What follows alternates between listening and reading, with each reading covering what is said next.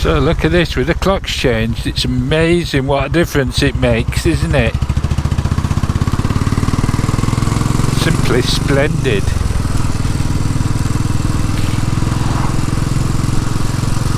So, watched a video this morning, Freddie Dobbs,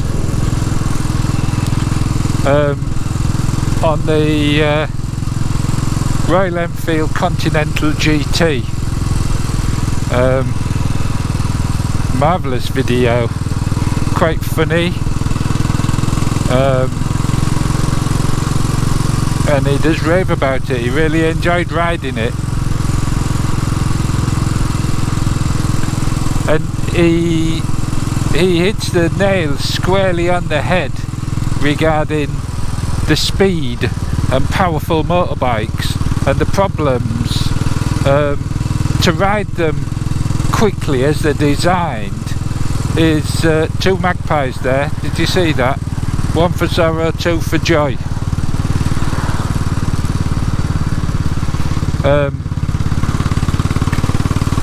Anyway, yeah, to ride these, you know, 150 brake horsepower machines, you've got to ride them fast to get them round the corners properly, to make them, you know, it's great for a track day and all, but oh, what's going on here? Normally I'd pop round that, but there's no traffic in front, so there's no point. Yeah, so to ride them quickly, you need to be on a track to get the best out of them, to get the handling out of them the way that they're designed. And legally on the road you can't do that, and if you did, you'd probably kill yourself. And so something like the Continental GT and the W800, the Street Cup, stuff like that, you can ride them, you can feel like you're racing and not kill yourself. Yeah, they can generate great imagination,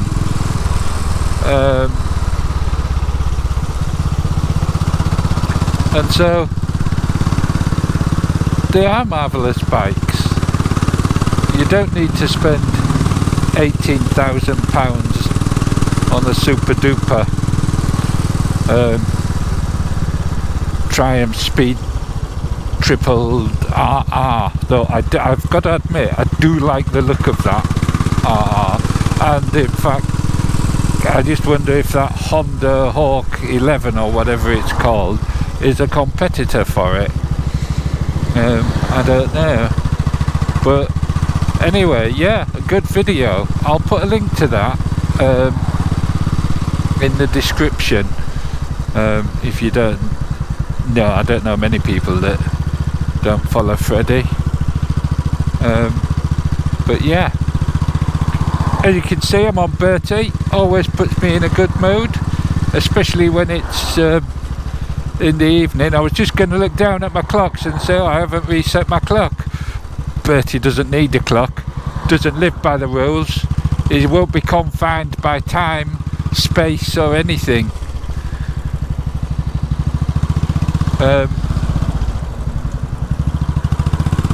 I've done a little video as a comparison after my exploits at the weekend on it, on the Street Twin.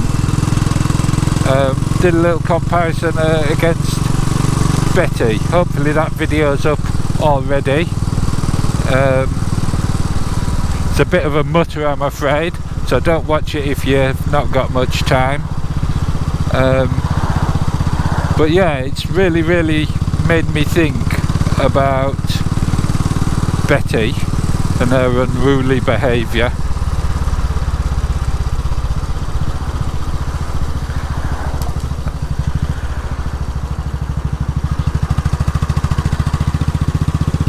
So yeah, if you're interested, you might want to see that. Bertie sounds good again.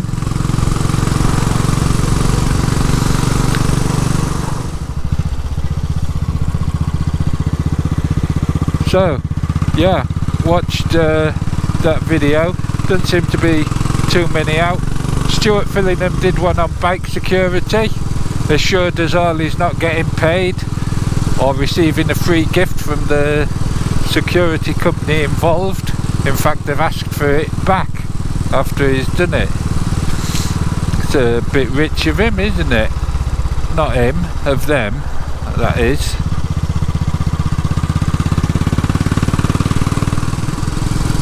One thing Freddie raises about the price difference, he said he'd been looking on the internet at second-hand bike prices, and you know, you can get a 2019 or something like that, so a 3-year-old bike for, I don't know, £5,000 or something like that, and they're about 6,300 new. So he's saying what good depreciation that is, but he then talks about the W800, saying they're 9,100. Well, I think they're a bit more than that actually, Freddie, on the list price, but the point is you can't actually get one, and when they did sell them, they couldn't sell them. Oh, this road's closed, it says. Is it really closed? No.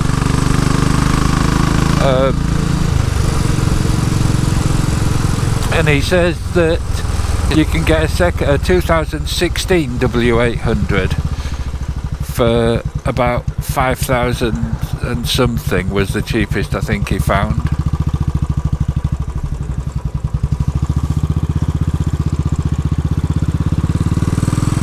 Crikey, that's confusing, isn't it?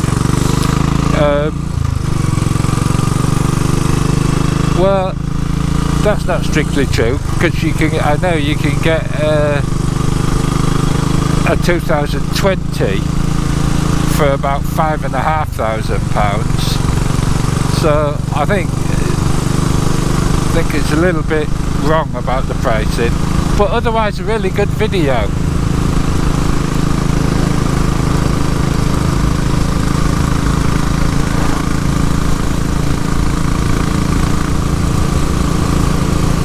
I've never ridden a Royal Enfield Continental. I've ridden the Interceptor. It's a jolly nice bike. Just a bit bread and butterish, I think. And I do like bread and butter, don't get me wrong. I mean, where would you be without it? That's the question.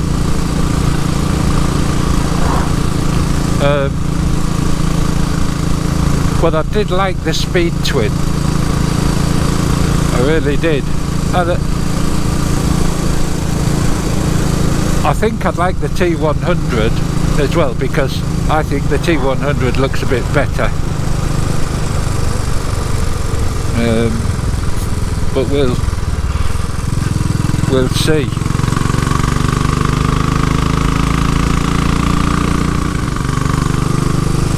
Now, the handling on Bertie, I've got to say, I don't know if it's because everything's going so much slower, is absolutely sublime, really. It's got these tiny little wheels, little skinny wheels,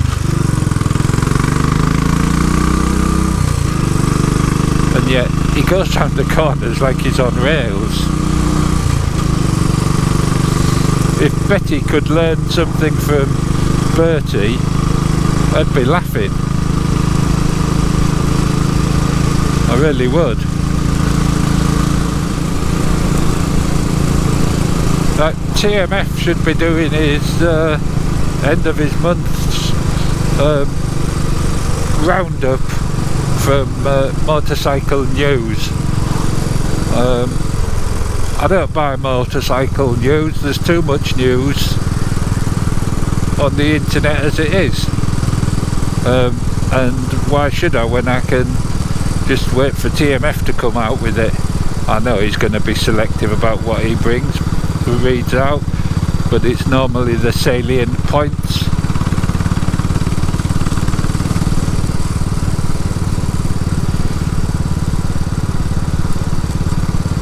Someone else I do like to watch is the Bullet Wanderer. I don't know if you've seen him. He's over in Ireland. He's got a bullet, obviously, but he's also now got, I'm so jealous, he won a push bike. He won a push bike on a text competition, and it's from Carlsberg, and it's a lovely bike.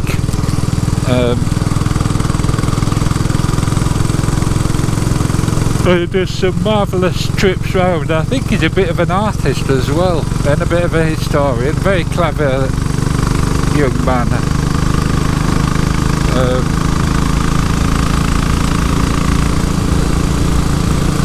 So he's well worth a watch. I'll put a link down to his YouTube channel, because there's quite a few you'll have to catch up on if you haven't seen so far.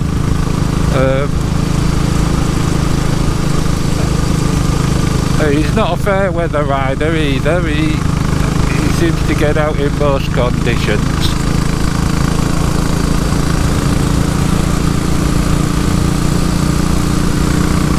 Go on then, Bertie.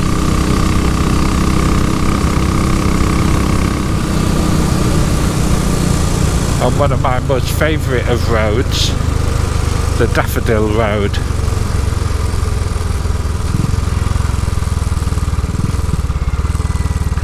It was Mothering Sunday. Last Sunday. Oh look, some of them have gone already. And daffodils always remind me of my mum.